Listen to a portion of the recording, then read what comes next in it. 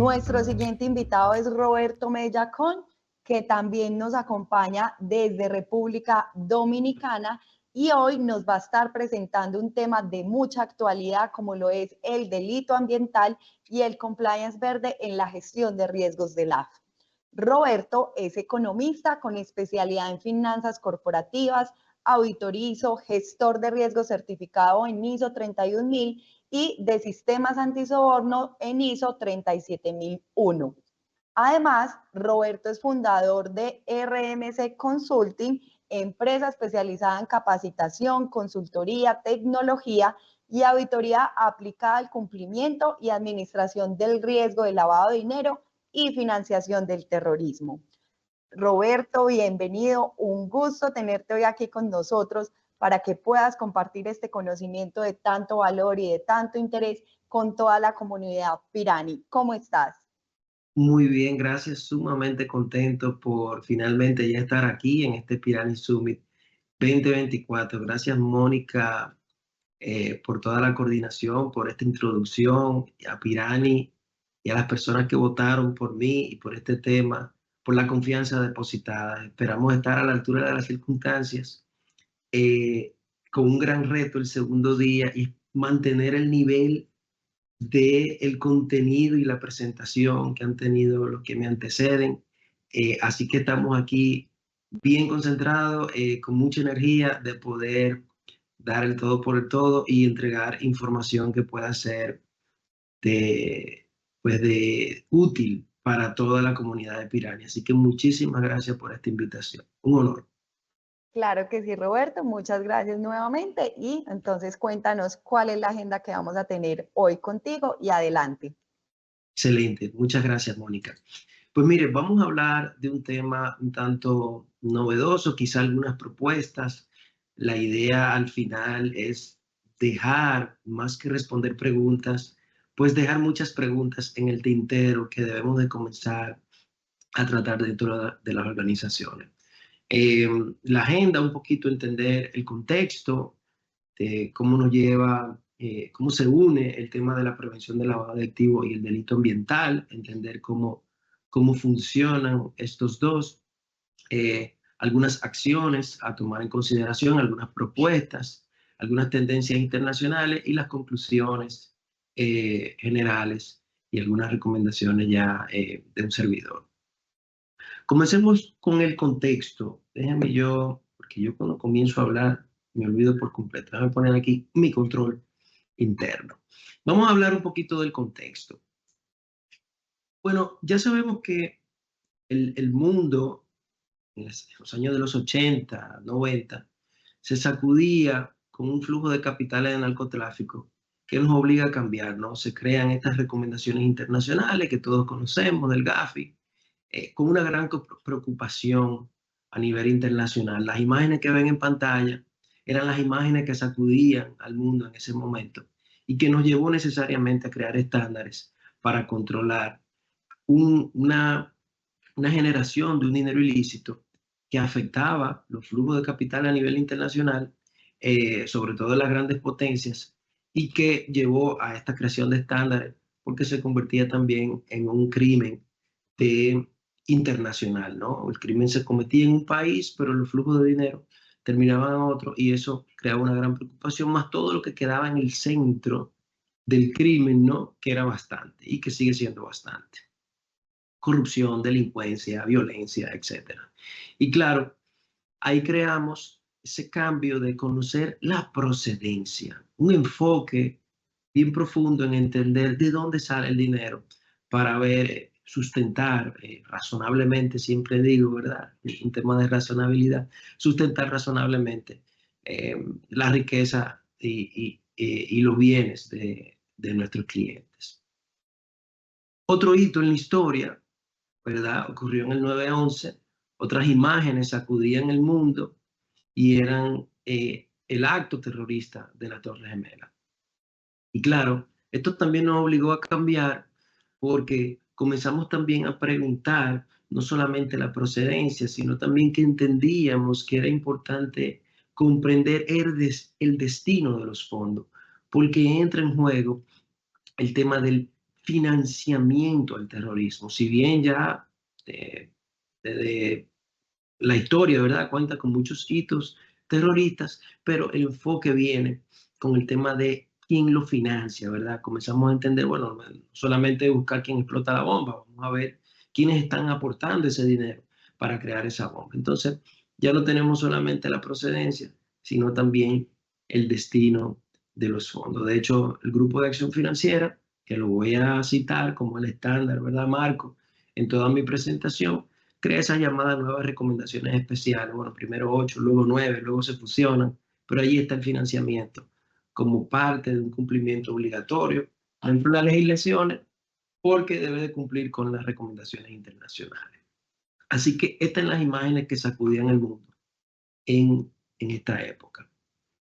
Pues aquí le traigo las imágenes que sacuden el mundo hoy en día. Y la pregunta que yo les hago es si vamos a cambiar, ¿verdad? Ciertos datos científicos dicen que en los últimos 50 años los seres humanos hemos cambiado el ecosistema de manera más rápida y extenso que en cualquier otro periodo comparable en la historia de la humanidad. Estas son las imágenes que nos preocupan hoy en día y la pregunta es si así como lo hicimos con el narcotráfico, si así como lo hicimos con el terrorismo, como lo he hecho con muchísimos otros crímenes, lo vamos a hacer también con nuestro ecosistema, ¿verdad? Y esa es la respuesta, esa es la pregunta que pretendemos responder en esta presentación. De forma muy concreta, ¿verdad? Hay situaciones que preocupan a la humanidad: el aumento del mar, el derretimiento de los glaciares, aumento de enfermedades. Yo actualmente me encuentro enfermo, el presentador pasado está enfermo, mi hijo está enfermo. No hay una sola casa que yo llame que no esté enfermo, y yo creo que está muy vinculado a todo este tema de los eventos climáticos extremos, ¿verdad?, que estamos teniendo. Una de las mayores preocupaciones por la rapidez que ocurre la pérdida de la biodiversidad y los ecosistemas. Los cambios en los patrones de lluvia. En mi país antes llovía, aquí o cae un aguacero o no cae absolutamente una sola gota de agua, o sea, o nos inundamos o nos secamos. Yo no recuerdo eso hace 10 años atrás, ni tampoco unos ciclos constantes de gripes, situaciones estomacales, ¿verdad? La acidificación del océano, la desaceleración de la corriente marina, AMOC, son muchas las situaciones que preocupan al mundo hoy en día. Es tan grave, y un dato curioso, que en septiembre de 2021 se hizo una estimación de que andábamos por cerca de las 90.000 toneladas métricas de basura espacial. O sea, ya ni el espacio se salva de la actividad humana. Y pongo esa imagen aquí porque si finalmente tuviéramos y se comprobara que tuviéramos vecinos, pues deberían de estar viendo, oye, qué bonito esa roca, pero qué cochinos son los que viven ahí, ¿no? O sea, no solamente la tierra, lo que nos rodea también es bastante. De hecho, hay especialistas observando y monitoreando la basura espacial. O sea, es bastante lo que producimos. Pero bueno, esto no es parte de nuestra evaluación. Pues solamente quería dar ese dato curioso. Recuérdese que estamos en el contexto. Claramente hay muchísimas otras imágenes que han sacudido el mundo, que se mantienen siendo una preocupación, como por ejemplo la corrupción sigue siendo un problema grave. Sigue siendo un problema grave el tráfico de órganos, la pornografía infantil, la trata de personas en general, especialmente de niños. Recientemente también está bastante en el tapete esa situación, ¿no? No podemos dar de lado que hay muchos otros crímenes que debemos de observar, ¿verdad? Pero el que vamos a concentrarnos hoy en día es el del medio ambiente.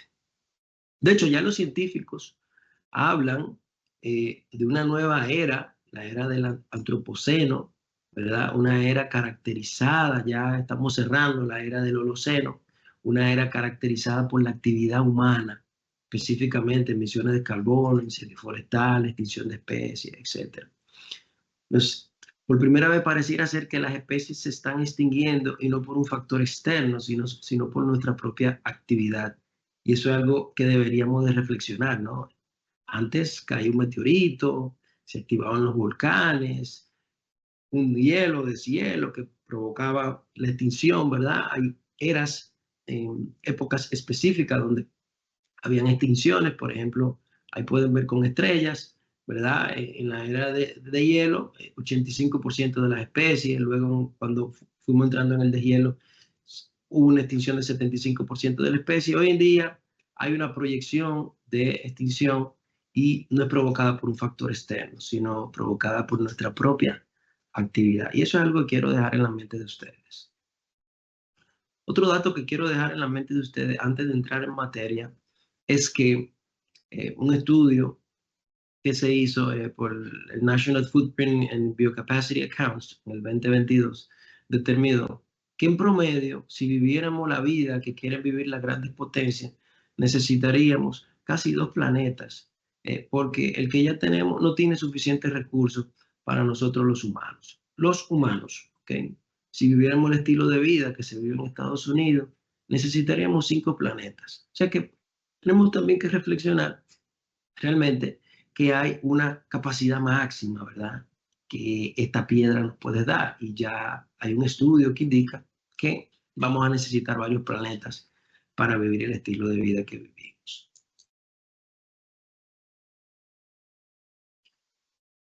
El propio secretario de la ONU, que se ha pronunciado varias veces bastante preocupado, dice que ya no estamos en una era de calentamiento, ya estamos en una era de ebullición, o sea, no es caliente, estamos hirviendo. Entonces, me parece que también son palabras importantes que debemos de considerar en ese sentido. Y a mí me causa mucho, me llama mucho la atención una, una pintura, un arte que está en el Museo del Prado. Fue pintada en los años 1400, 1500. Se llama El Jardín de las Delicias. Y aquí, cuando yo recordaba esta pintura en un catálogo que tenía del museo, decía, wow. O sea, cuando la vi, no lo había pensado de esa manera, pero luego entendí y dije, pero ¿y será que está escrito que realmente sea nuestro destino? Realmente desde siempre se ha tenido la expectativa de que de alguna manera el diseño de nosotros está para un comportamiento más que simbiótico, de alguna manera, y me disculpan, pero hay que decirlo como un tanto parasitario con respecto a nuestro huésped, ¿verdad? Porque tenemos que pensar en la Tierra como nuestro huésped, ¿ok? Y no es una relación simbiótica. Eh, de alguna manera no nos estamos beneficiando ambos, sino que es un tanto parasitaria. No por decirlo de manera despectiva, sino biológicamente hablando, ¿no?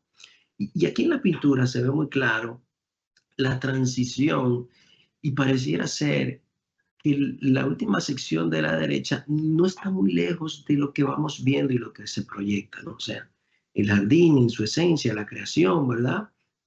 Eh, eh, el pecado original, luego el desborde, el consumismo, todo esto y al final algo distorsionado completamente que se parece bastante a algo un tanto infernal, ¿no? Parece un infierno, creado por la propia actividad humana. Eso fue dibujado en los años 1400 y realmente hoy en día reflexionamos y decimos, oye, pero pareciera que hay una visión, ¿verdad? Desde nuestra creación que yo no quiero pensarla. No quiero convencerme de que realmente este sea nuestro diseño. Y eso es lo que yo quiero también dejar en sus mentes. Realmente tenemos que ser un parásito con respecto a nuestro huésped, que es la tierra. Pienso, al final tengo una propuesta con respecto a esto también. Y claro, esto nos lleva necesariamente a hablar sobre nuestro tema, ¿verdad? El crimen ambiental. Cuarto negocio ilegal más lucrativo del mundo. Un estudio habla de que es tiene una de las actividades de mayor rentabilidad, oscilan entre 110 y 281 millones cada año, lo que no hay ninguna contradicción en el hecho. Es el crimen menos castigado, ¿ok? Ahorita vamos a ver algunas estadísticas con respecto a eso. O sea, es muy lucrativo y las sanciones no son tan castigadas como otros delitos precedentes. Y esa es una de las cosas que se quiere, ¿verdad?, cambiar. De acuerdo a Naciones Unidas, la clasificación de los delitos, hablamos de contaminación o degradación del medio ambiente. Eso incluye el aire, el agua, el suelo, movimiento o el vertido de residuos, el comercio o posesión de especies protegidas o prohibidas de fauna y flora, y el agotamiento de los recursos naturales. Eso de forma muy general, ¿no? De allí nacen luego muchísimos tipos penales que cada una de nuestras leyes tienen que, digamos, definir, ¿no? Nosotros tenemos una ley del año 2000, 7400, que determina estos tipos penales. Ahora ya entrando en materia, ¿verdad? No tanto en un plano de contexto, hablemos del delito ambiental como el delito precedente. Primero vamos a comprender cómo esto se relaciona, ¿no?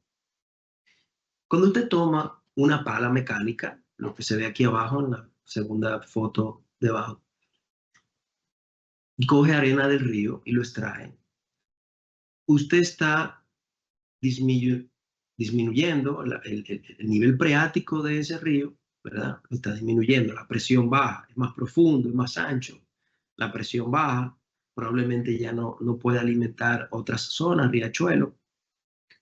Si había una planta que hacía contacto con esa humedad de ese río, como usted le bajó la presión, probablemente ya no haga contacto esa planta. Esa planta se va a sustituir, la naturaleza se va a que el bosque se va de alguna manera a afectar y otras plantas crecerán allí de menor calidad desde el punto de vista de absorción de agua.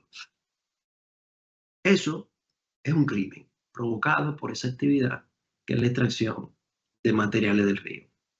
Como esa arena usted no la toma para alimentar a su familia, sino que la monta en un camión como que ven en el fondo, ¿verdad? Y eso se lleva a las constructoras, se lleva a la ferretería. Como eso se vende, eso genera una riqueza, ¿ok? La acción hasta ese momento era considerada un crimen ambiental, ¿sí? Un delito ambiental. Ahora, en el momento en que usted produce una riqueza de esa actividad, entonces eso que usted genera se convierte en otro cuerpo del delito, esa riqueza, ¿verdad? Que es lo que finalmente analizamos dentro de las etapas que no son legales, pero nos ayuda a comprender el flujo del dinero. Eso es lo que usted coloca en la economía, ¿ok? Eso es lo que usted lleva al banco, ese dinero. Ese dinero es el que usted lleva y compra camiones. Con ese dinero usted alquila las maquinarias, ¿ok? Con ese dinero usted manda remesas. Y ese es el dinero que también tenemos que entender que al igual de sensitivo, al igual de mal que está tomar un avión y estrellarse contra un edificio, al igual que está mal entregar fondos a estas personas o recibirle fondos a estas personas, tenemos que entender que igual de mal está también recibirlo a quien comete un crimen ambiental. Porque los dos matan personas. Lo que pasa es que hay uno que de forma directa usted ve que se tira del edificio y llama. El otro quizá tiene una afectación mucho más indirecta que no la vemos al instante, pero tiene el mismo impacto y pudiera ser hasta mayor. Y el gran problema que no es circunstancial, no es coyuntural, es de largo plazo, permanece. ¿Ok? Bueno, y así podemos hacer otros ejemplos. En mi país, el gran problema que tenemos es la tala de árboles para el carbón y también la extracción de tierra, arena desde los ríos. Es nuestro principal riesgo. También la parte de manejo de residuos que para nada es eficiente. Bueno, entonces cuando usted produce esa riqueza, ya vienen los verbos tipos que normalmente se dan en la mayoría de las regulaciones. Esto es un ejemplo de mi país, República Dominicana, ¿verdad? Si usted ese dinero que produjo, esa actividad, lo oculta y impide la determinación real, si usted lo convierte, si usted lo transporta, si usted lo transfiere, si usted lo adquiere, si lo tiene, si lo posee, si lo utiliza, si lo administra, si usted se asocia, otorga asistencia, si usted facilita o asesora, si usted participa en paridad de cómplices, usted se convierte también en una persona posiblemente pasible de sanciones penales vinculadas, pero yo no extraje la arena, sí, pero usted manejaba el dinero. Usted va preso también, ¿sí? Y probablemente también se han incautado. El proceso de decomiso se dé. En mi país ya tiene también el tema de la extinción de dominio y eso complica mucho más las cosas. Ahorita voy a dar una reflexión con esto. Algunos catalizadores, ¿verdad?, que tenemos de por qué esto se da de una forma y se mantiene. La institución y fronteras débiles, nuestra realidad también, conflictos, baja visibilidad y priorización, los vacíos legales, la corrupción siempre afectando absolutamente todo, la demanda, porque claro, los colmillos de un jaguar, cazan al jaguar, le quitan los colmillos, porque hay alguien que quiere verse con una prenda y decir, oh, mira, esto es un colmillo de un jaguar que me lo trajeron de África. Bueno, a mí me parece que usted es tan delincuente como aquel que lo mata, ¿eh? Entonces, porque la demanda está allí, ¿sí?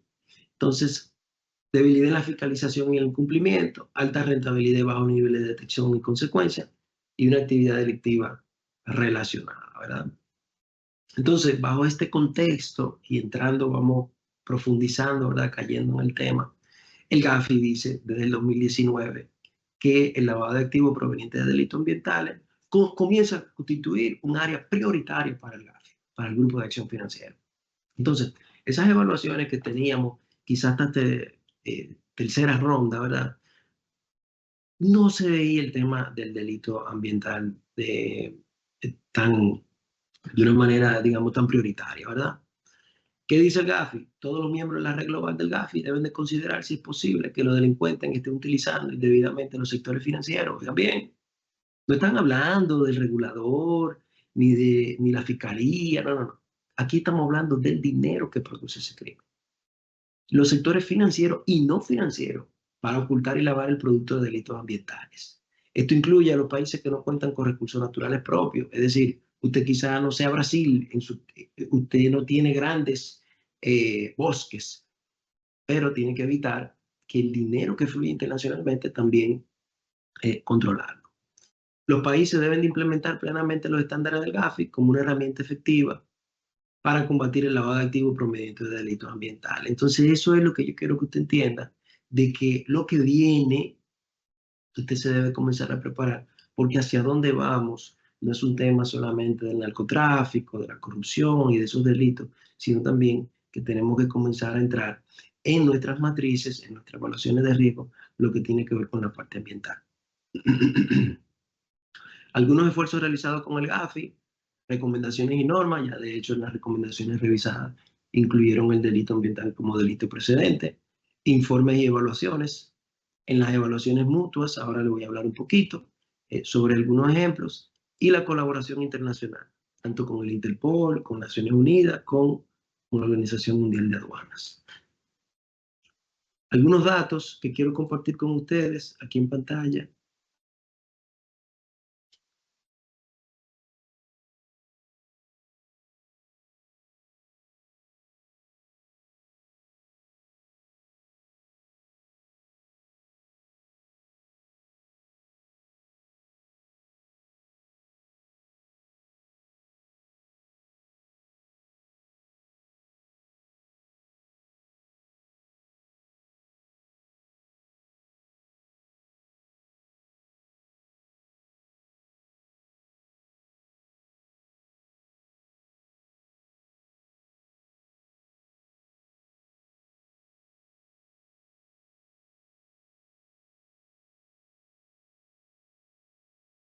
Follow the money, ¿verdad? Es nuestro trabajo como sujetos obligados. Y aquí vieron también algunos de los datos que a mí me parecen bastante preocupantes. En febrero de 2012, incluido como delito presente el lavado de activos en los nuevos estándares del GAFI, y luego ha emitido una serie de guías que tienen que ver exclusivamente con la parte ambiental. Aquí yo les dejo la referencia para que lo tomen en consideración, pueden verla, específicamente del 2011, ¿verdad?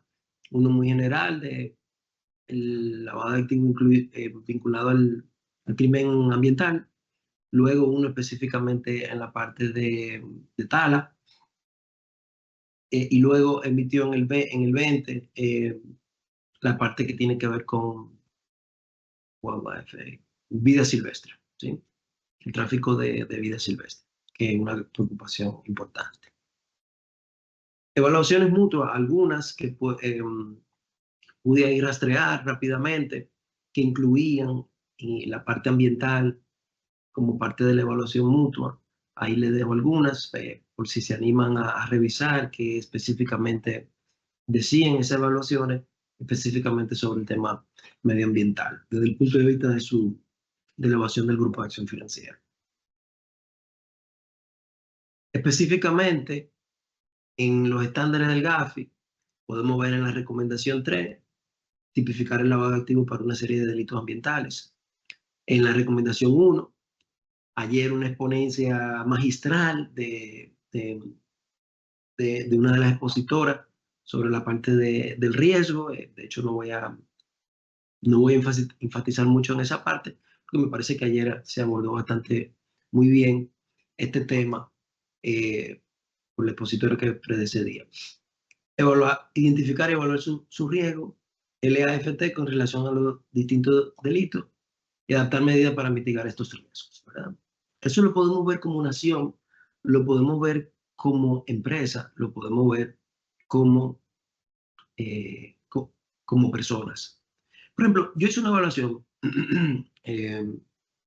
muy micro y yo comencé a pensar dentro de mis servicios. Ahorita vamos a hablar del tema de doble materialidad, pero me estoy adelantando. Dentro de mis servicios, ¿cómo yo afecto al ambiente? ¿Cómo yo puedo disminuir ese impacto? ¿Verdad? Consultoría, auditoría, tecnología, educación. Y uno de los temas que yo identifiqué en todo el proceso, junto con mi personal, por eso hablar con los dueños de los procesos, era las botellas de agua. Era la constante, ¿verdad? Ahora estamos en un proceso de, como ustedes dicen, y decía la señora, en Dios confío, lo demás lo mido, ¿eh? Entonces, eso nos falta. Estamos midiendo qué tanto impacto provocamos con las botellas de agua. Es muy constante ver que en las capacitaciones, todo el mundo con una botellita de agua, que se la cambian 3 veces al día, todos los días. En las reuniones, botellas de agua. Cuando vamos a las auditorías, botellas de agua. Plásticas, ¿verdad? Entonces, una política que nosotros incluimos aquí en la institución es las capacitaciones. Si el proveedor no nos puede dar otra forma que no sea con botellitas de agua plástica, no podemos utilizarlo, ni siquiera en las picaderas, ni el agua, nada. Non-plastic. Utilizamos esa política y ahora estamos midiendo cuánto estoy dejando, cuánto plástico estoy ahorrando midiendo mi impacto, ¿no? Eso por decir un ejemplo muy rápido. Claro, esto es en un ambiente, esto ya del GAFI, esto es mucho más macro, ¿no? De las recomendaciones 9 al 23, garantizar que los actores del sector privado sean conscientes de los riesgos de LAFT y que esto implemente medidas preventivas como debida diligencia y el ROS. Y de eso es que vamos a hablar hoy. De eso es que yo voy a entrar en detalle en esta conversación. Y las recomendaciones del 29 al 31, desde la perspectiva de la aplicación de la ley, contar con facultades suficientes para investigar, rastrear y decomisar activos provenientes de los distintos tipos de delitos. Ya esto desde el punto de vista de la persecución. Entonces yo pienso que en este punto debemos de tomar la pastilla roja de Morfeo, ¿verdad? Y despertar de, no sé, del sueño, ¿verdad? En el que vivimos y entender cuál es nuestra realidad, ¿verdad? Podemos ver un aumento importante de ratificaciones de tratados ambientales a lo largo de la historia. Muchos tratados. También podemos ver en un estudio que hizo Who Will Regulate, ESG, y podemos ver una tendencia enorme en la cantidad de regulaciones emitidas en términos de ESG, ¿verdad? O sea que a nivel de tratado y regulación, o sea, aquí hay papeles y documentos que estudiarlo sería imposible. Ahora, la realidad es que en un estudio realizado en un país que tiene la tasa más alta de deforestación, sin, no, para no citarlo, ¿verdad? Menos del 1% de los ROS recibidos por la Unidad de Análisis Financiero, por la Unidad de UIF, aquí es WAF, entre el 2015 y 2019 estaban relacionados con la tala ilegal y los desmontes ilegales. O sea que ahí ya tú te vas dando cuenta de cuál es el nivel de conciencia que se tiene de perseguir este crimen desde el punto de vista financiero, que es como deberíamos de comenzar a ver. O sea, la gente no tala árboles para hacer su casa. No es suficiente. Si fuera así, quizá habría un mayor equilibrio. O sea, lo hace y genera riqueza de eso. ¿Okay?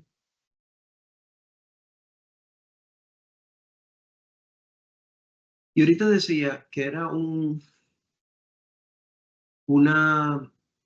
crimen de muy bajo riesgo, pero con grandes beneficios. Yo tengo una fundación, esa fundación se llama Rueda Verde, y nosotros lo que hacemos son actividades pequeñas con ciclistas. Mi pasión, mi hobby es el ciclismo sobre el MTB, o sea, el monte, y nosotros lo que hacemos es hacer actividades de reforestación, estamos por alguna zona, reforestamos y seguimos haciendo la actividad de MTB. Nosotros tuvimos un caso importante aquí, que fue un parque nacional muy relevante, muy conocido, que es el Valle Nuevo, una de las zonas más altas, más frías, preciosas. La actividad de un agricultor provocó un incendio enorme. Yo tuve la oportunidad de ir allí para coordinar un tema de reforestación. Y la verdad, la foto que me enviaban las personas era algo de llorar, ¿sí? Al final, la cantidad, la cárcel que se puede tener para estas personas es muy baja, mucho menor que el que le dan al narcotraficante, por ejemplo. Las multas también son muy bajas. Pero el gran problema, no hay una investigación de perseguir cómo estuvo el ciclo del dinero. Normalmente aquí el que está en la tierra, el que tiene el machete en la mano cortando el árbol, ¿verdad? No sé si todos los países aquí conocen el machete o el colín. Um, pero el lavado de activos lo que le dicen, no, es que no queremos atrapar el que está cuidando la tierra. Queremos atrapar el que se estuvo lucrando de las lechugas, las verduras que estaban allí, porque nosotros lo que vamos a hacer es a sofocar financieramente a quien en su momento realizó esa actividad. Y vamos a seguir viendo cifras. En un estudio que se hizo para casos de delito contra la vida silvestre, 432 casos, 19 jurisdicciones, solo 7% tenían una pena de prisión. 7% de esos casos, pena de prisión. Solo el 1% pena de prisión mayor de 4 años. Ese es el caso también de Dominicana. Solo el 1% de esos casos se activó el lavado de activos. 78% de las UAF no realizaban análisis de ROS para este tipo de crimen y 17% solo han recibido capacitación en la materia. Entonces yo pienso que eso es lo que tenemos que comenzar a entender, porque así como en su momento se combatió el narcotráfico desde el punto de vista financiero para sofocarlo financieramente, pues también tenemos que entender que este crimen debe de ser atendido de esa manera. Algunos casos emblemáticos y que yo quiero mencionar, que son un delito ambiental y que es el gran problema que tiene hoy en día, que no es perseguido como tal, sino es que es como una especie de apéndice de otro crimen. Uno de los grandes problemas que tenemos es ese, que los casos grandes de crímenes ambientales que tenemos es porque se desprenden de otra situación. Veamos el caso de los famosos hipopótamos de Pablo Escobar. Ellos no andaban buscando ese tráfico ilegal de especies que había en la sierra. Ellos andaban buscando a Pablo Escobar, ¿sí? El caso era de narcotráfico. Y en el camino cuando llegaron, oh, Y esta especie de un hipopótamo aquí metido en esta zona, aquí no podemos tener hipopótamos, de hecho hoy en día estuve viendo que los hipopótamos se han convertido en un problema en toda la zona, se han ido multiplicando y han ido creando un desequilibrio de esa zona. Entonces, claro, pero ellos no andaban viendo cómo se movían esas especies entre Colombia y otros países. Ellos fueron a buscar a Pablo, ¿sí? Otro caso, como Leo de Brecht, se dieron casos de crímenes ambientales, pero fue porque en el proceso de investigación se dieron cuenta que habían estudios ambientales que habían sido manipulados, ¿verdad? Y ciertos proyectos no tenían, no eran sostenibles, no tenían, no debieron de ser aprobados, ¿verdad? Entonces, pero claro, ellos no había un proceso sistemático para ir viendo esos estudios ambientales, sino que cayó, pero mira, y esto también. Entonces, es la visión que desde el punto de vista de la persecución tenemos que cambiar. Algunas otras cifras de otros estudios, 21% de las UAF que actúan en investigación de crímenes ambientales, eh, solo un 21% de las UAF actúan en investigaciones de crímenes ambientales, lo que está dificultando la obtención de información especializada para ayudar a mapear la red de criminal y sus activos. Entonces, eso también tenemos que comenzar a ver cómo las unidades se comienzan a involucrar. 47% de las jurisdicciones dijo que la cooperación internacional no se produjo para los casos de delito contra la vida silvestre. Eso es alto. Sobre todo en la vida silvestre, bueno, y en todo, porque ya esto también se mueve de un país a otro. 30% de las jurisdicciones informaron que utilizan técnicas de congelación o decomiso de activos para recuperar el producto de delito contra la vida silvestre. Y esto es un estudio específico de vida silvestre. Y 79% de las jurisdicciones informaron que no incluyen a la UAF en un enfoque de múltiples agencias para combatir los delitos contra la vida silvestre. Entonces, estas son las cifras que preocupan y que ponen en relieve el hecho de la importancia que esto tiene, ¿verdad? Pero sobre todo, de lo que se quiere cambiar. Y esto, ustedes como sujeto obligado, necesariamente le va a impactar, ¿ok? Porque recuérdense que la recomendación no es solamente el Estado. Dice, no, tú, sujeto obligado, también tiene que robustecer tu programa para que ese crimen no entre a tu organización. El Gafi también en su momento dijo que una de las razones de una muy baja cantidad de reportes es que las entidades que deben realizar estos reportes no conocen las señales de alertas. Solo 13 de 45 países informan haber recibido uno o más ROS relacionados con el delito ambiental en los últimos años. Entonces, esa es la realidad. Esa es nuestra pastillita, ¿verdad? De despertar de la matriz y ver en el mundo realmente en el que vivimos, pero en el que también hay una visión de cambiar. Bien, el contexto, los problemas, la realidad. ¿Cuál es la propuesta? La propuesta es que necesariamente tenemos que transformar nuestros requisitos de debida diligencia, sobre todo del acceso al crédito. ¿Por qué? Porque si somos sujetos obligados y el delito precedente está allí como un delito ya tipificado por nuestras leyes, por el estándar internacional, pues entonces, de la misma manera en cómo evitamos que el dinero que produce el narcotráfico entre a nuestra institución, de esa misma manera, ya como lo dije, debemos de evitar que el dinero que produce el crimen ambiental entre a nuestra institución. Pero no obstante eso, de la misma manera en como yo no quiero otorgar un crédito para que terminen haciendo una bomba, yo tampoco quiero otorgar un crédito que termine provocando un crimen ambiental. Así que yo no debería recibir dinero del delito ambiental, pero mucho más evitar que sea mi dinero que provoque el delito ambiental. Entonces, ¿eso cómo lo materializamos? Cambiando nuestra debida diligencia. Hay preguntas que no estamos haciendo hoy en día a los clientes dentro del contexto de debida diligencia. Primera pregunta, identificar las actividades económicas que afectan al medio ambiente, ¿verdad? Comprobarlo. ¿Tiene usted un permiso para hacer esa explotación, sí o no? No es parte de los requisitos documentales, no es tan frecuente verlo como un requisito documental, los permisos ambientales. Pero bien sabemos también que hay países donde estos permisos no son tan eficientes, entonces también pudiéramos estar tratando temas de estudio de factibilidad.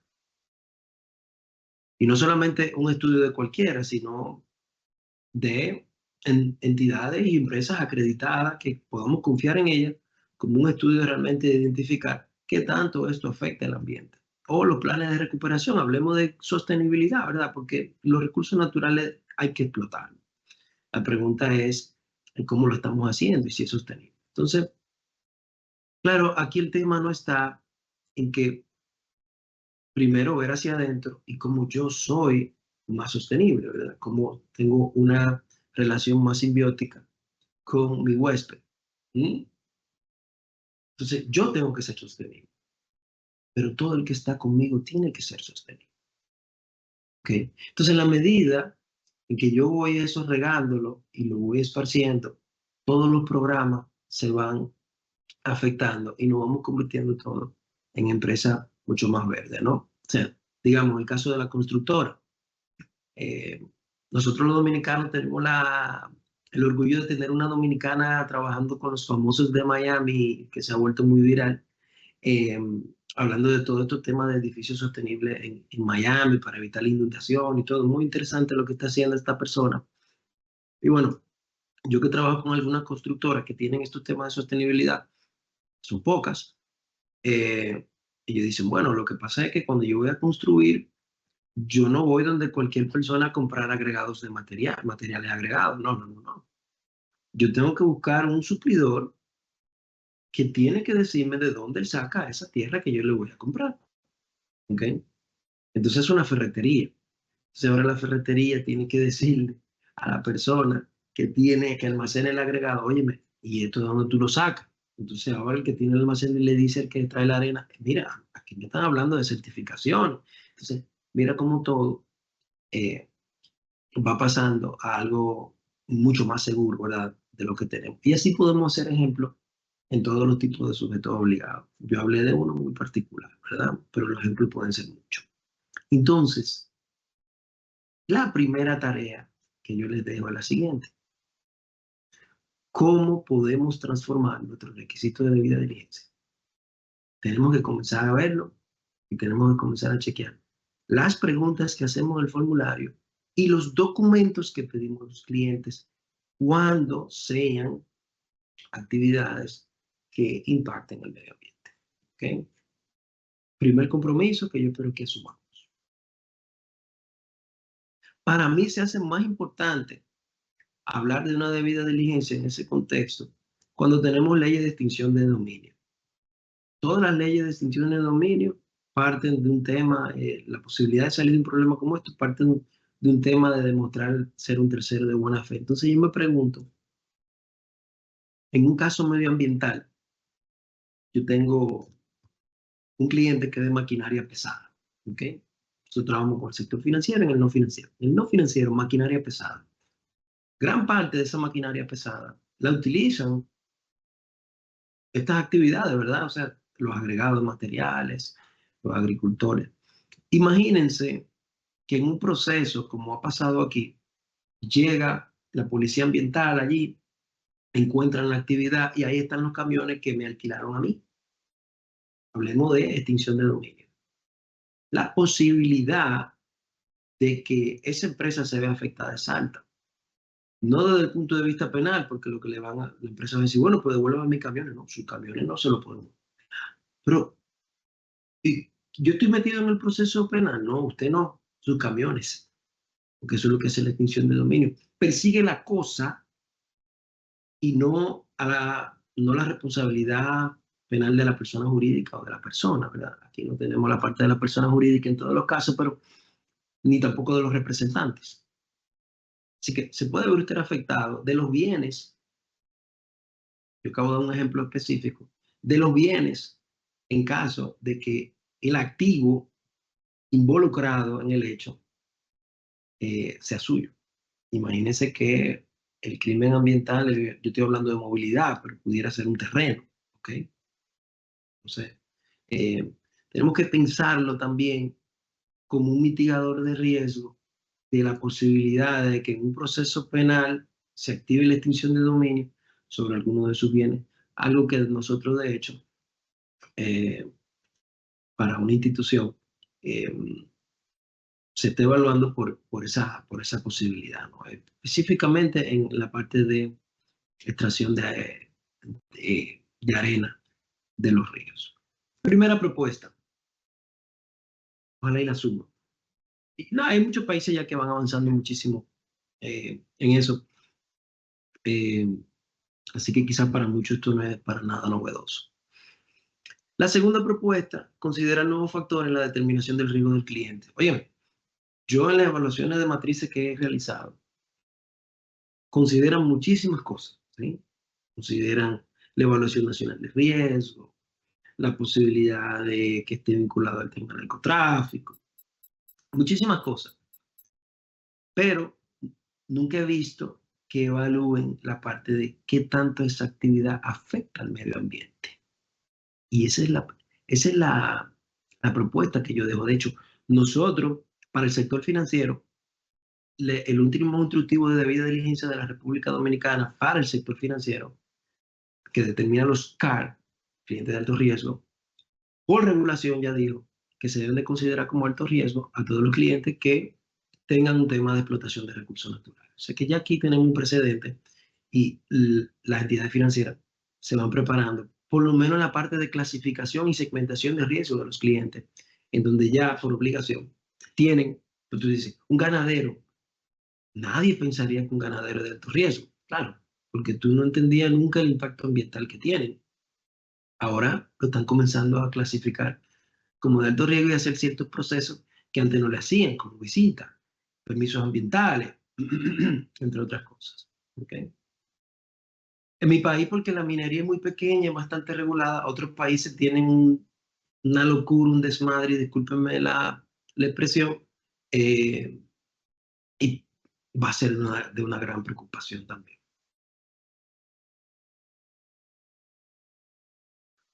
Así como tenemos el índice de Basilea, así como tenemos el índice de corrupción de los países, tenemos un índice de performance, de performance ambiental, ¿no? De desempeño ambiental, ¿sí? Usted puede buscar eso y lo puede utilizar para clasificar a los países también sus niveles de riesgo en lo que tiene que ver con la parte ambiental. Entonces, claro, no lo teníamos, puede que dentro de la evaluación global de niveles de riesgo de países tenga un coeficiente bajo, pero debemos de comenzar también a considerarlo en las evaluaciones. La propuesta número 3, pues ya ayer se habló muy bien, magistralmente. Vamos a integrarlo en el marco de gestión de riesgos integrales. O sea, ya nuestros eh, stakeholders en estudios y en encuestas internacionales están diciendo que su nueva preocupación es el cambio climático. Entonces, ¿cómo usted va a ignorar eso en sus evaluaciones de riesgo? World Economic Forum determinó que, mire, las preocupaciones en 2 años y en 10 años. Eso fue en el 2023. ¿Ok? En 2 años, en 10 años. Lo que está en verde son la parte ambiental. Mire, en los próximos 10 años, cuáles son las principales preocupaciones que tienen las empresas y los stakeholders a nivel de inversión, etcétera. Es la parte ambiental. Entonces, usted lo tiene que comenzar a tomar en consideración. Así como magistralmente mi compatriota estuvo hablando de los riesgos de ciberseguridad, pues nosotros también tenemos que entender la parte ambiental, cómo se convierte en un riesgo para la organización. Y ahí eso me lleva al tema de que si hemos comenzado a pensar en la doble materialidad, ¿ok? ¿Qué es la doble materialidad? Bueno, la materialidad medioambiental y social es la forma en cómo la empresa afecta el medio ambiente. pero también existe la materialidad en donde el medio ambiente afecta a la empresa. Entonces, ¿cómo impacta el medio ambiente en el valor de la empresa? ¿Y cómo impactas tú en tu entorno? Yo le voy a dar un ejemplo de otro de los sectores con el que trabajo, las cooperativas. A mí me parece que deben estar liderando esa conversación, o los credit unions en Estados Unidos, porque son entidades de crédito que actúan mayoritariamente en las zonas rurales, ¿okay? Y son los que financian muchos de estos proyectos. Una cooperativa pequeña de arroceros, ¿okay? Fue creada por los arroceros para llevar esos dineros en la época donde se sacaba el arroz, ¿verdad? Tener suficiente dinero y tener crédito para la época donde tenían luego que volver a sembrar, ¿verdad? En los ciclos. También acceder a mejores precios para venderlo de manera grupal, etcétera, etcétera. Esa cooperativa comienza a crecer y financia un proyecto de ganadería en la parte más arriba de la montaña. Los ganaderos, yo no sé por qué no quieren saber de mata, pero ellos lo cortan todo y ponen su ganado allí. 600 cabezas de ganado, ¿sí? Para carne, ración de leche. ¿Qué pasa? El nivel de absorción de agua de esa montaña ahora ha disminuido drásticamente y hay algo que el arroz necesita y es mucha agua. Entonces ahora los arroceros se comienzan a dar cuenta que está llegando poca agua y entran en conciencia de que es su propia cooperativa de arroceros que ha financiado el proyecto con mayor impacto ambiental que tiene la zona para algo que no tiene que ver con arroz, sino con ganado, ¿sí? Entonces miren cómo yo creo un impacto por al no tener la parte de ambiental y sostenible. Miren cómo yo creo un impacto en mi comunidad por no haber pensado en eso. ¿Okay? Pensemos en, volvamos al caso de las maquinaria pesada. El caso de una empresa de maquinaria pesada que el 80% de sus máquinas la alquila a la agricultura. Pero ahora, ¿qué pasa? Que cada vez que llueve, ya no es una bendición, es una maldición. Porque cuando llueve, se inunda y la agricultura se va, como decimos nosotros, a pique, ¿verdad? Se echa todo a perder. De hecho, ellos dicen, de 4, yo quizá pegué una. Pero ¿qué usted cree que pasa con esas personas a las cuales ustedes muchas veces le abren crédito? No van a tener dinero para pagarle. Por eso ayer me gustó mucho la presentación donde se hablaba sobre este tema de materialidad. ¿Cuáles son los riesgos que se materializan cuando ahora no eres tú que afectas al medio ambiente, sino es ahora el medio ambiente que te está pasando factura a ti? Entonces, mire, esa empresa ya tiene un riesgo estratégico, ¿sí? Tiene un riesgo estratégico de continuidad provocado por las inundaciones. O sea, 80% de sus ingresos está basado en alquiler en la agricultura. Y la agricultura cada vez se echa todo a perder con más frecuencia. Entonces, ahí no tienen forma de financiarse. Los países tienen cada vez menos capacidades para lanzar esos créditos y volver a, digamos, a lanzar todo el tema de la siembra, etcétera. Cada vez los más chiquitos ni siquiera inician, o sea que la oferta eh, cada vez se hace más pequeña, eso afecta el precio, pero también tengo menos clientes. Eso provocado ¿por qué? Por la doble materialidad que genera este tema, ¿verdad? Para los inversores dicen, que invertir en esto no tiene sentido, ¿ok? Pensemos en las aseguradoras, otro sector que yo pienso que debería ser más sostenible, el que más debería impulsar un medio ambiente equilibrado, deberían de ser las aseguradoras. ¿Por qué? Porque al final de la cadena, el que paga los platos rotos es el seguro. Entonces yo le digo, ¿qué tú haces para mejorar tu ambiente? Bueno, pero ¿qué podemos hacer? No sé, pero debería de hacer mucho, ¿eh? Porque quien está pagando el problema eres tú. Y cada vez más frecuente. La forma de capitalizar esas pólizas ya no van a ser suficientes. Entonces, ¿qué va a pasar? Que las pólizas el precio está aumentando sustancialmente. Por esa razón, son más frecuentes, no tengo forma de tener un tiempo con el precio, recuperar lo suficiente para luego pagar los platos rotos. Entonces, tenemos que verlo desde ese punto de vista. Y eso nos lleva necesariamente a una parte de la medición del riesgo, que es el impacto, ¿verdad? Ya sea, tenemos que comenzar a ver cuál es el impacto.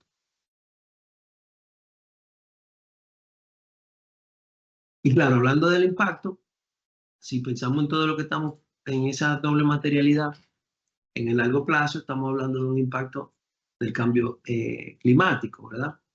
Pero en el corto plazo, ¿de qué estamos hablando? De reputación corporativa. Ya el tema de qué tan sostenible eres es algo que se está midiendo, que se está viendo.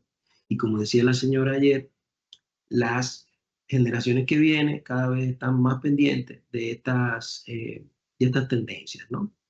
Criterio de inversionista, o sea, ya hay inversionistas que donde no hay en estos planes tampoco invierten su dinero, sobre todo si son inversionistas certificados.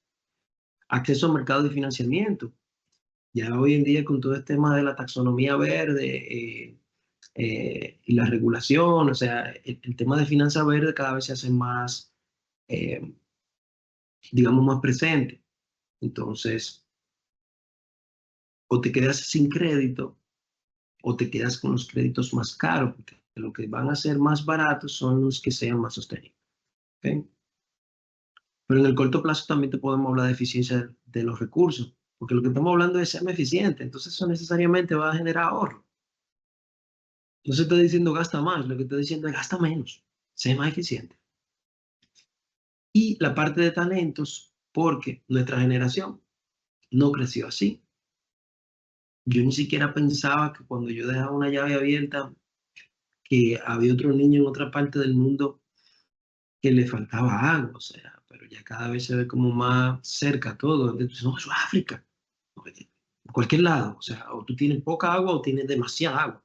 Entonces, esa conciencia colectiva con las generaciones que van subiendo está. Entonces, ya tú tienes generaciones, ¿verdad? Que cuando ven que tú utilizas mucho plástico y que tú dejas una huella muy grande, están muy conscientes de eso y dicen, no, yo no voy a trabajar por una empresa así. Entonces, el tema de atracción de talento también es uno de los elementos que tenemos que considerar. Y esa era mi tercera propuesta. Mi cuarta propuesta tiene que ver con implementar y exigir programas de cumplimiento verde. Una relación más simbiótica y menos parasitaria. Tener una relación más simbiótica y menos parasitaria. ¿De qué estamos hablando? ¿Qué puede componer este programa de cumplimiento? Que podemos verlo hacia adentro, pero también podemos verlo hacia afuera. Gestión de residuos. Reducir, reciclar. Ese fue, en mi evaluación, mi elemento más importante. ¿Sí? En mi caso, el reducir. No me interesa reciclar, porque no tengo forma, la mecánica o la operativa para hacerlo. Así que lo que estamos haciendo es reduciendo, tratando de llegar a cero consumo de plástico en nuestra actividad. Eficiencia energética, algo también importante. Podemos hablar de mejora de infraestructura, por ejemplo, gestiones de emisiones, reducir o compensar. Eh, o sea, decisiones tan micro como reuniones que se puedan hacer virtuales o que no se vayan separados y en la parte operativa traten de funcionar para que más de un empleado se vayan juntos o que queden cerca clientes que están en una auditoría. Ya son cosas que nosotros estamos pensando. Estoy hablando de temas muy pequeñitos que nosotros estamos haciendo aquí. Usted lo puede extrapolar a una compañía muy grande, ¿sí? Pero también como nación, ¿ok? El uso sostenible de recursos, como conservación del agua, eficiencia del uso de materia prima. Hay certificaciones, la empresa que yo les decía estaba en un proceso de certificación LED, que es la de edificio sostenible y eficiente. Educación y capacitación, sí, muy importante. La verdad, a veces yo pienso que toma demasiado tiempo y no pienso que es algo que tenemos en contra, pero bueno, siempre importante. Transparencia y reporte. informe de sostenibilidad, por ejemplo, indicadores de desempeño. Creo que esto es parte de lo que podría estar integrado a un proceso de debida diligencia. El uso de tecnología verde, interesante, claro, todavía muy costosa, pero bueno, comenzando desde paneles solares, pero ya hay cosas a nivel de agricultura, de movilidad, eh, que se están utilizando, no sé, el mensajero de la empresa que tenga un motor eléctrico, no produce, no produce bulla, no produce emisiones, es más barato, de hecho, recargar el motor, el tema de piezas y demás es mucho más económico. Bueno, pues son micro decisiones, vamos a decir, pero usted la puede extrapolar a cualquier nivel. Cumplimiento legal, claramente, cuando exista y responsabilidad social corporativa. Ya hablar de proyectos comunitarios, alianzas estratégicas, entre otros.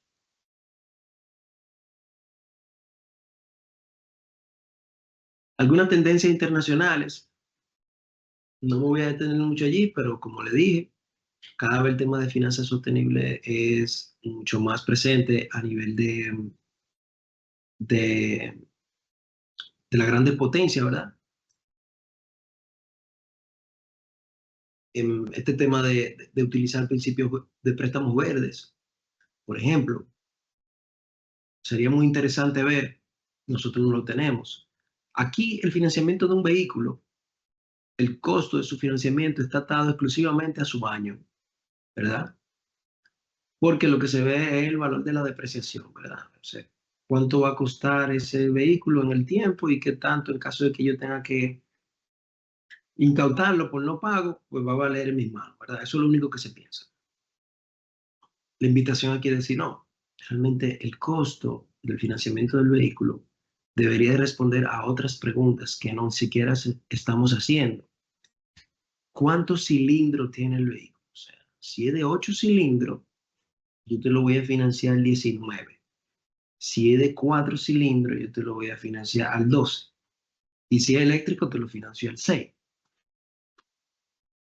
Eso es lo que se trata de buscar, ¿no? A nivel de edificio, por ejemplo, bueno, tú tienes una certificación LED de edificio sostenible. No, la tasa aquí, así que la estamos regalando. Pero si tú no lo tienes, te va a subir un poco más. ¿Ok? Quizá tú no tengas una certificación, pero sí puedas demostrar ciertos elementos de sostenibilidad dentro de tu edificio. Mira, nosotros tenemos un proyecto para reciclar el agua que cae cuando llueve, se va a un área que allí reposa y de allí es donde regamos los árboles porque tenemos un parque grande. Oh, no, espérate. Entonces, en eso es que deberíamos estar pensando, ¿ok?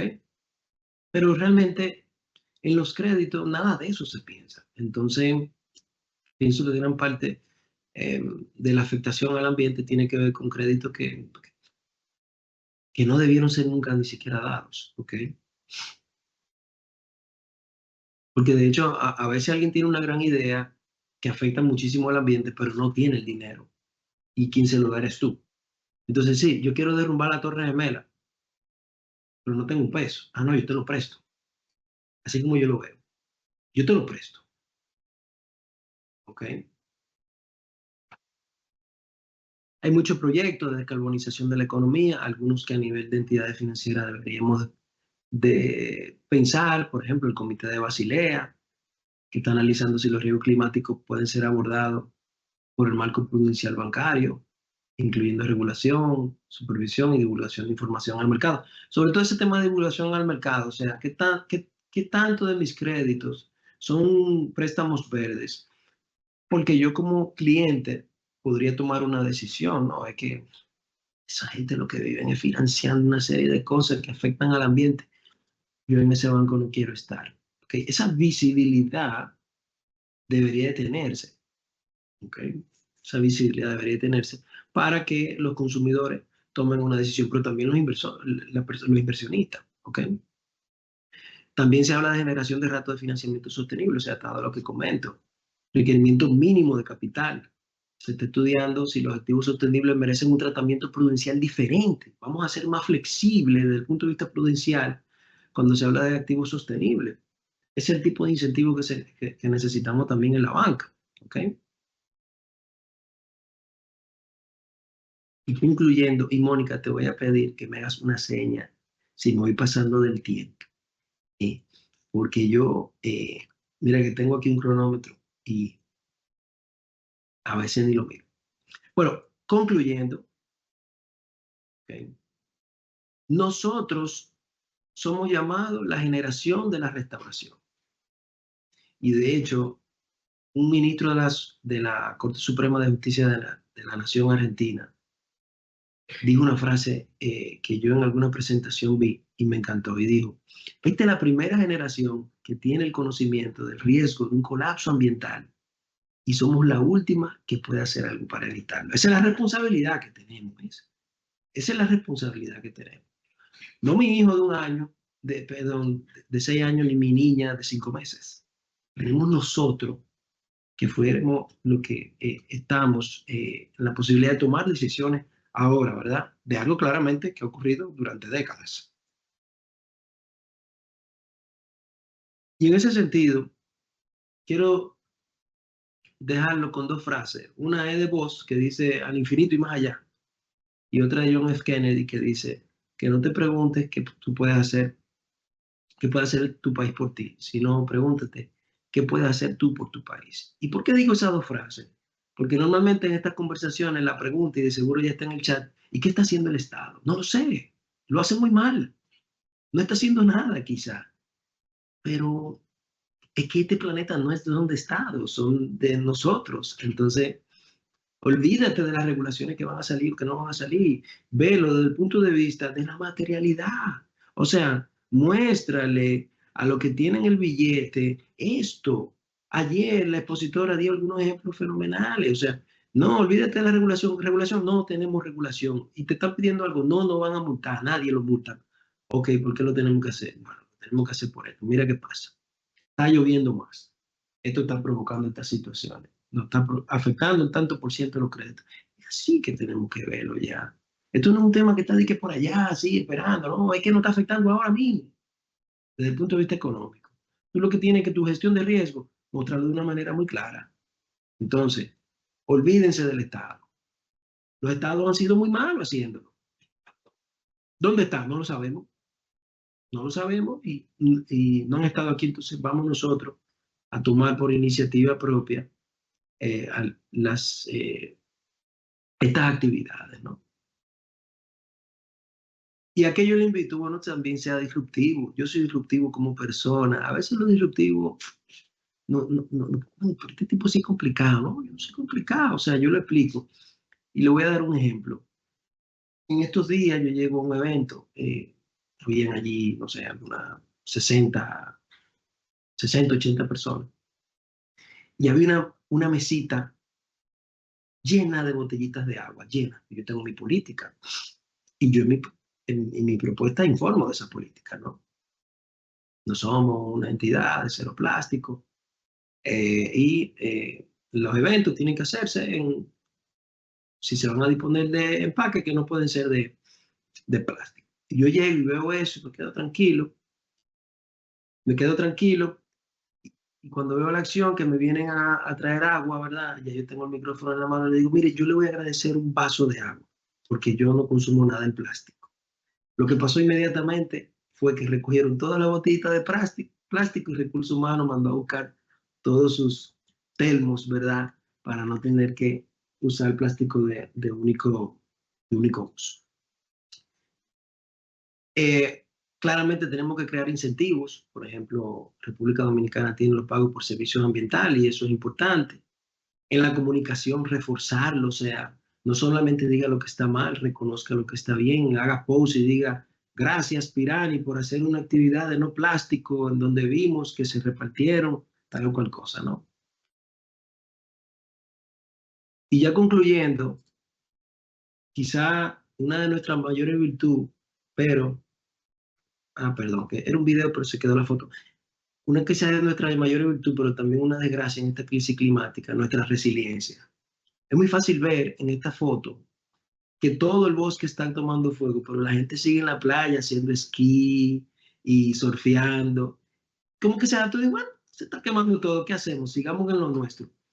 Creo que eso también nos juega un, un rol en contra. Y concluyo ya con una frase de Charles Darwin que a mí me encanta, que dice que las especies no sobreviven por ser la más fuerte ni la más inteligente, sino que la que mejor se adapta al cambio.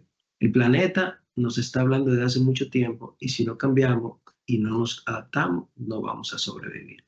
Muchas gracias por este espacio, Pirani y Mónica, eh, por moderar este espacio. Quedo muy pendiente de preguntas, de las preguntas que ustedes nos hagan.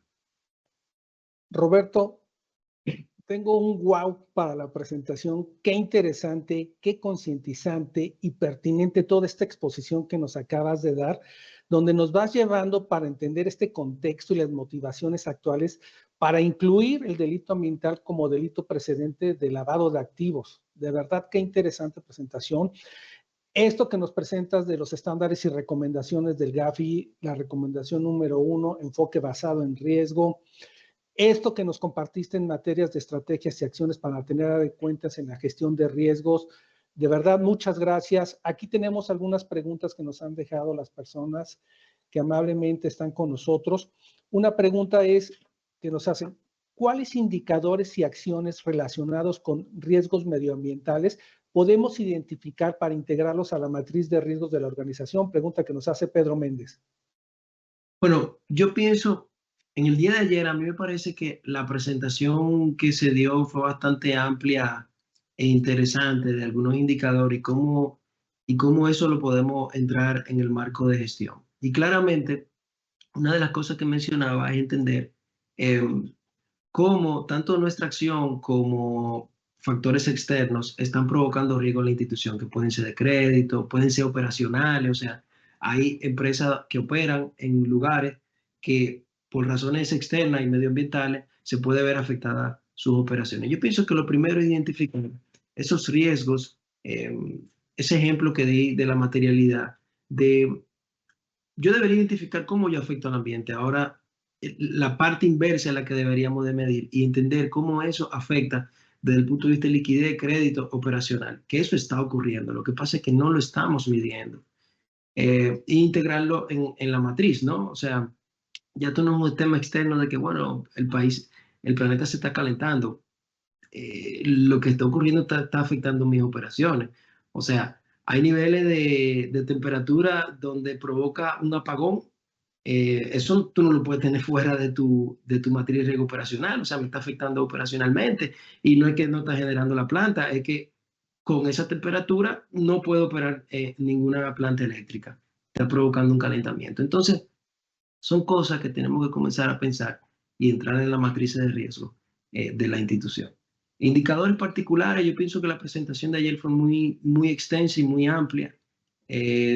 Prácticamente tendríamos que repetir la presentación de la persona, de la señora, para hablarlo. Así que le invito a repasar esa presentación. Roberto, nos pregunta Mario Alvarado, ¿considera que las soluciones o consideras que las soluciones basadas en la naturaleza, SBN, pueden ser interesantes tanto para inversores como para el sector financiero? Claro, totalmente. O sea, yo pienso que ahí es donde debería de haber mayores criterios, porque como les decía, a veces, yo diría que muchas veces, muchos de estos proyectos son financiados por terceros, o sea, quien afecta al ambiente, quien termina impactando en el ambiente, a veces no tiene el dinero y tiene inversionista o tiene un banco que va a financiar el proyecto, un banco o una cooperativa. Y es ahí, por eso mi invitación, de que dentro de esas evaluaciones que tenemos que modificar, tengamos nuevos requisitos para los créditos. O sea, el crédito tiene que comenzar a pensar en que si eso va a financiar algo que puede terminar afectando el ambiente, yo necesito entender cómo lo va a hacer, a ver si es sostenible. Mínimamente si tiene un permiso para hacerlo, ¿no? Para mitigar riesgos legales, que es otro de los riesgos que usted tiene que tener en su matriz, ¿ok? De eso también lo hablé. Entonces, mínimamente los legales con un permiso ambiental. Pero vamos a más allá, por eso le decía lo de vos, al infinito y más allá. Vamos más allá. olvídese del permiso. Quizá el Estado no hizo un buen trabajo en entender el impacto. Usted es que está en esa zona, usted sabe lo que puede provocar ese proyecto, ¿verdad? Entonces, haga su evaluación también de impacto ambiental y entienda que a pesar de tener un permiso, es un proyecto que no es conveniente para la comunidad en vista del impacto que pueda tener. Entonces, claramente eso debe de dirigirse hacia los inversionistas, debe dirigirse hacia la entidad financiera como un nuevo requisito de dónde estoy entrando mi dinero debe de ser una actividad sostenible, porque si no, eso de una forma indirecta vuelve a mí la doble materialidad, luego va a volver a mí de alguna otra manera. Gracias, Roberto. Vamos con esta última pregunta que nos hace Julio Caballero. ¿Qué políticas o tendencias que están aplicando empresas alrededor del mundo pueden ayudar a inculcar la cultura de protección del medio ambiente en empleados y clientes de la empresa? Mira, no tengo algo así, digamos, listado en ese sentido, pero yo pienso que a veces podemos comenzar con lo simple. Mira que las acciones que yo puse a lo interno eran cosas que cualquiera pensaría que es mínima, pero cuando lo mides probablemente se estás hablando de toneladas al año de plástico cuando tú tienes eventos de 200, 300 personas. Entonces, política, miren, no piensen en lo grande, comiencen en lo pequeñito, desde mi acción como persona, como empleado, cómo afecta el medio ambiente. Luego vamos a las políticas, como digo, de debida diligencia, crédito. Luego veamos cómo nos integramos a la comunidad, a las conversaciones con el Estado. Y yo como entidad aporto en esa conversación. Entonces, no te tengo un listado que te pueda tener, ¿verdad? Preparado, además que el espacio tampoco lo permite. Pero en términos generales, yo diría que mi recomendación es esa, ¿no? El mismo marco de gestión de riesgo, si lo llevas, el de gestión de riesgo no financiero, si lo llevas de lista las actividades, identificas los riesgos, luego mídelo. Si tú lo implementas en esto que estamos hablando, las respuestas de política van a estar allí porque vas a tener que diseñar controles. Entonces, cuando vaya a diseñar controles, esas políticas van a salir. Entonces, no hay un marco, no hay un listado específico porque la forma en cómo yo me relaciono con el medio ambiente o la forma como el medio ambiente me puede afectar a mí son muy, muy diversas y muy diferentes. Mira cómo yo identifiqué que la más importante para mí son botellas de plásticos, ¿sí? Quizá para ti sea el uso del agua. A mí no me afecta como empresa. Entonces, lo que implementa el marco de gestión y te vas a dar cuenta de cuáles son esos controles. ¿Cuándo qué? Cuando primero pase por las actividades que hago y el riesgo que genera a lo interno, de cómo me afecta al medio ambiente a mí y cómo yo estoy impactando en él. Ahí va a surgir. Roberto, perfecto. Muchísimas gracias por todas las recomendaciones, por estas respuestas tan claras y de tanto valor para los asistentes. Y por supuesto, agradecerte nuevamente por haber compartido estos conocimientos de una manera tan clara, tan práctica. Y obviamente esa invitación a ser más conscientes del medio ambiente, a cuidarlo y a verlo también como ese delito fuente del lavado de activos. Les recuerdo que la conferencia que tuvimos ayer con Esperanza Hernández sobre gestión de riesgos ASG se las vamos a estar compartiendo la próxima semana para que también puedan verla de nuevo y relacionar este tema con esto que estábamos viendo con Roberto. Roberto, un placer haberte tenido entonces hoy aquí en este Pirani Summit 2024. Muchas gracias por la invitación.